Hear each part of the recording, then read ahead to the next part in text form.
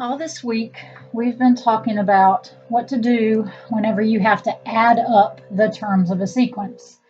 Today's lesson, you're going to learn how to write the sum of a sequence in a different way. Okay, and so to do that, we're going to use what's called summation notation, and it uses a sigma. So we're going to talk about the notation first and how to write it.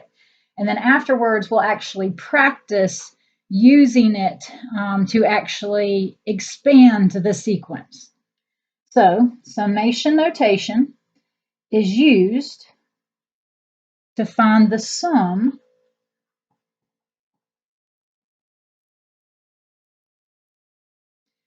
of the terms in a series.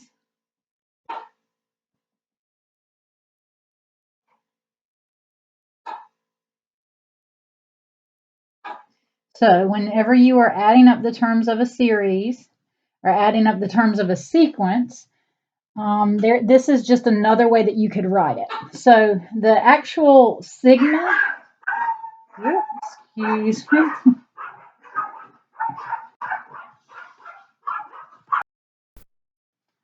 All right, so the actual sigma looks like that funky looking Greek letter E, and there's going to be different parts to it. So you're going to have something down here, and usually they will have some type of letter. So it could be an I, it could be an X, it could be an N, a B. It could really be any letter they want to put down here, but it's going to normally equal a number, okay?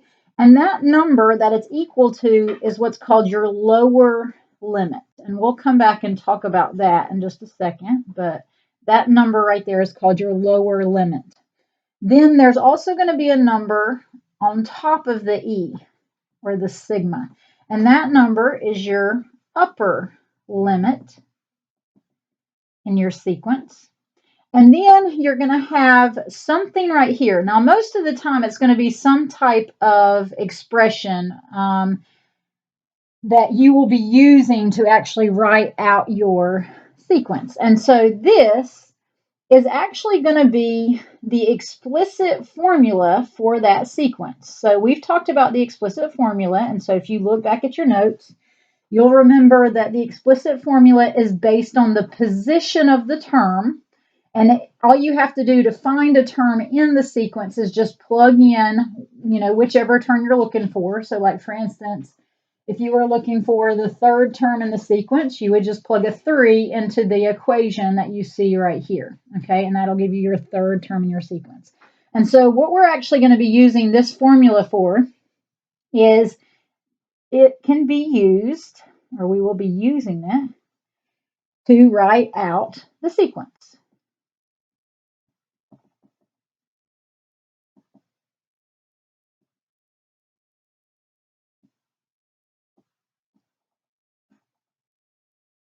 Okay, so that is what you're going to see. Now let's talk about this lower limit and this upper limit. I was talking to you right here that you would be plugging in numbers right here to write out the sequence. The lower limit and the upper limit are telling you which terms in that sequence to write out. So like, for instance, if this number down here was a 2, that means you are going to start out, when you write out this sequence, you are going to start out by writing the second term in that sequence all the way up to whatever that is. So like if this was a 2, you would write out the second term all the way to the, if this was like a 5, you'd be writing it all the way to the 5th term, okay?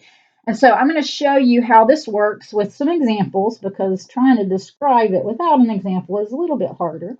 So let me go ahead and write an example for you. Let's say that you have this sigma written for you. So let's say that you have a little sigma with, remember I said this could be any letter they want to put, but it'd be b equals 4, and then the upper limit is 7, and then the equation they're using is 3b plus 1. So remember, this is your lower limit, that's your upper limit, and then that's the explicit form of that sequence. So something that they will ask you with these problems is the directions may say something like this. Write the expanded form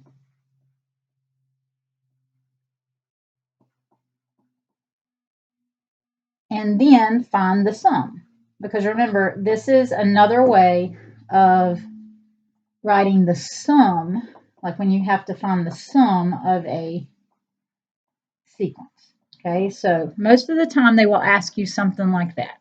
Okay, so the first thing that you're going to want to do is write the expanded form of it. And all that is you're going to take this and rewrite it in its sequence form. So that's what I'm going to show you. Okay, so when we do this, remember what I had said earlier.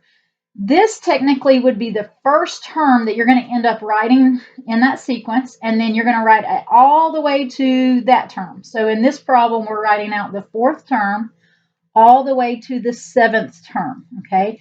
And so how do we do that? Well, we're going to be using this equation. Remember, this is the explicit form of that sequence. So for instance, if I had to start by writing out what the fourth term is of that sequence, what I would do is plug in a 4 right there into that equation, okay? So if I do that, it'd be 3 times 4 plus 1, and that would give me whatever the fourth term is that in that sequence, and that's actually the first term I'm going to write out here. So the fourth term of that sequence ends up being 3 times 4 is 12, plus 1 is 13. And then I have to keep going all the way until I get to the seventh term. And remember, we're finding the sum. That's what this E actually means, is you're adding up those terms. So we're going to be putting a plus sign between each one. And so then the next term I'd have to write out would be the fifth term plus the sixth term plus the seventh term. And notice that's our upper limit. So that's as far as we're going. Okay. So to find the fifth term, I would plug in a 5 into that equation. So it'd be 3 times 5 plus 1. And whenever I do that, I end up getting 16. And then to get the sixth term, it would be 3 times 6 plus 1, which when I figure that out, that gives me 19. And then I do the same thing here. Plug in my 7. So it'd be 3 times 7 plus 1, and I would get 22. Okay, and so that is what's called the expanded form of that sequence. And so the last thing that I have to do now is find the sum. And so this one's pretty easy because I just have to add up these terms. So just a simple type in your calculator or calculation in your head, and you would get 70. So this is the expanded form, and that is the actual sum. Okay, let's do another one. Let's say we have something like this.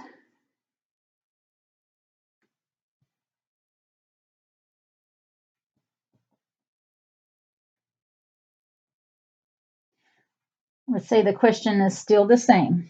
Okay, so I mixed up my letters here. I'm sorry. I wrote an X.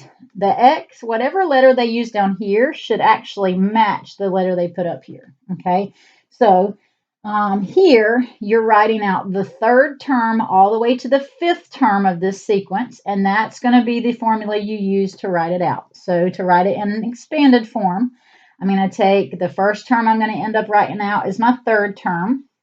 So everywhere you see that letter, you're going to plug in 3 because you're looking for the third term. So it'd be 2 to the third minus 3.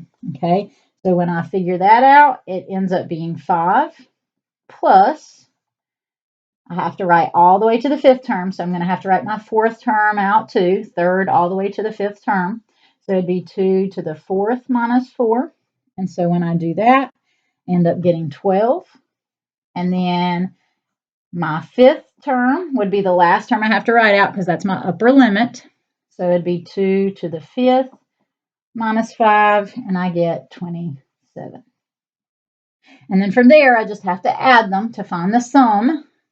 So I would end up getting 44 for my sum. Okay. So then we got some other ones that could kind of throw a curveball at you. So I'll do a couple of those so you kind of understand how those work. So let's say that we have something like this. Let's see, you've got n equals 2. There's my upper limit. So notice you could probably see where the curveball may come in for this one. So we'll talk about what to do in that case. And then this is the formula. Okay, so same thing as before. We have to at least start writing it out. Now you'll notice that this one we won't be able to write all the way out because of the upper limit, but you still have to at least write it out. So just like what we did, we're going to start with actually the second term here. So the second term ends up being, you would plug in 2, so it'd be 3 times 1/4 to the second power. So when I do that, and I'm going to write it as a fraction, I end up getting 3/16 plus, we keep going, the third term would be, we'd have to plug in the 3, so it'd be 3 times 1/4 to the third power. And so when I do that, I get 3/64 plus, we'll go maybe 2 more terms. My fourth term, or excuse, yeah, it'd be my fourth term. I'd plug in a 4, and I would get 3/256. And then if I went one more term to get my fifth term, I'd plug in a 5 into that equation, and I'd get 3/1024. And then notice the upper limit is actually infinity. So that means that this sequence would keep going. All right, so this is going to be one where we actually have to kind of think about what we talked about the other day. What do you do? Because you still have to find the sum of it. What do you do if you have to find the sum of an infinite series? Well, that's where we talked about the shortcuts for finding the sum of an infinite series. So remember, if you think back to the shortcuts, you have to figure out what kind of sequence it is. And so if I'm kind of thinking about, if you think about this equation right here, it actually might make sense what the pattern is. But if you don't know, to figure out if it's arithmetic, you'll see if you're adding a constant number. To see if it's geometric, you're going to see if you're multiplying by a constant number. This one will actually end up being geometric because if you kind of think through it, we actually were multiplying by 1/4 to go from one term to the next. And so that means it's geometric. So if you think back to those shortcuts, if it was geometric, you have to take your common ratio, which in this case is 1/4, and you have to take the absolute value of it. So when I take the absolute value of it, I get 1/4. Okay, and because that's less than 1, when we start adding up this sequence, that means that the sum will actually converge. Okay, so now I'm kind of running out of room up there, so I'm going to write the answer down here. It's going to converge to a number. And so remember to figure out what that number is, because remember, converge means that when you start adding up the sequence, it's going to get really, really close to a number without actually reaching it. So there was a formula to figure out that number. You take the first term over 1 minus whatever the common ratio is. So to find that number, I'm going to take, well, you have to be a little careful here because it's whatever the first number is that you're going to add up in the sequence. So in this case, the first number in this sequence that we're going to add in is actually 3/16. So you would take, let me move this down just a bit so it doesn't run into my other problem. You would take 3/16, which is the first term that you're going to add in, over 1 minus your common ratio, which was 1/4. And it's your original common ratio, like what it was that you're multiplying by. And so, again, you could just type that in your calculator as it is, okay? Or you can kind of think through it. But this would end up being, let's see, 3, and actually, I don't know if I've done this one, so let's do this. So it'd be 3/16 divided by 1 minus 1/4 is 3/4. And then I would have to flip and multiply. So I'd take that bottom one, flip and multiply. And so when I do that, my 3's will cancel, and I'll end up with 4/16, which reduces to 1/4. So if I actually added up this sequence, it would get really, really close to 1/4 without actually getting there. Okay, so let's do one more that may kind of throw you for a loop, and then you can work on the homework. All right, so let's say, and this one will be a little bit easier than the other one. That other one kind of combined a couple things we talked about. So I just wanted to make sure we were remembering that. But what if you're given something like this? Notice it is a little different because you probably will see that there's not a variable right here. Okay, so if there's not a variable in the explicit equation, that just simply means when you, I guess I'm putting this in quotation marks, but if you plug in the 2, well, you don't really have a place to put it. So every answer that you get here will be whatever that number is. So like for my second term in that sequence, if I plug in a 2, I would end up getting 8. Plus, if I was trying to find my third term, which notice I have to go from my second to my fifth term here. If I was finding my third term, it would also be 8. Plus, my fourth term would be 8. And then my fifth term, the last term I have to add in, would also be 8. Okay, and so notice if it doesn't have a variable, that's actually going to be the term all the way through. Okay, so now we just have to add them up. So 8 plus 8 plus 8 plus 8 ends up being 32. All right, let me know if you have questions. Have a great day.